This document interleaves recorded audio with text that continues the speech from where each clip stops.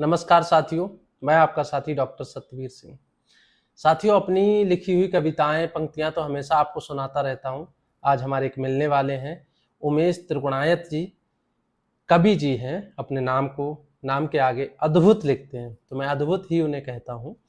चूंकि वो मुंबई तक का सफर कर चुके हैं और बहुत बढ़िया लिखते हैं, बिंदास लिखते हैं। सबसे ज़्यादा हंसी मजाक पर लिखते हैं।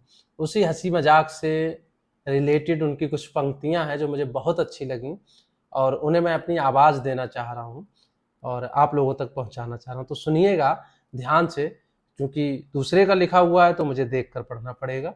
और मैं शुरू करता हूं कि उनकी पंक्तियां हैं कुछ कि उम्र जब ढलने लगे तो काम फिर कुछ यूं कीजिए।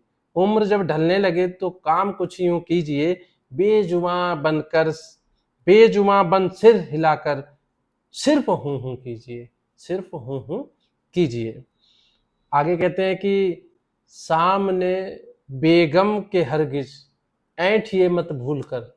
ये उन पे गुजरती रहती है, इसलिए वो बहुत अच्छा बताते हैं कि सामने बेगम के हरगिज ऐंठिए मत भूल कर, सिर झुकाकर दुम दबाकर सिर्फ कूकू कीजिए, सिर्फ कूकू कीजिए। आगे कहा है उन्होंने कि छोड़िए टांगे अड़ाना काम में औलाद के। वक्त वक्त हो तो फिर अलहदा जुल्फ से जूं कीजिए। वक्त हो फिर अलहदा जुल्फ से फिर जूं कीजिए। आगे कहा है मुंह गया है सूझ अब, यानी मुंह जो है वो सूझ गया है। मुंह गया है सूझ अब अफसोस का क्या फायदा। मुंह गया है सूझ जब अफसोस से फिर क्या फायदा। कह दिया किसने पड़ोसन से चपड़ चू कीजिए। कह दिया किसने पड़ोसन से चपड़ चू कीजिए। पड़ोसन से चपड़ चू करेंगे तो मुंह तो सूझेगा, इसमें कुछ कहने वाली बात नहीं है। आगे कह रहे हैं वो कि सब यहाँ पर जानते हैं आप तुर्रम खान हैं। सब यहाँ पर जानते हैं आप तुर्रम खान हैं। हाँ मगर इसकी नुमाइश क्यों भला क्यों कीजिए। सब यहाँ पर जानते हैं आप तुर्रम खान हैं। हाँ भला फिर हाँ भला फिर इसकी नुमाइश क्यों भला फिर कीजिए। आगे है घर में अमनो चैन को भूले दहाड़े शेर की। अगर घर में अमन चैन रखना है तो शेर की तरह दहाड़ना छोड़ दीजिए।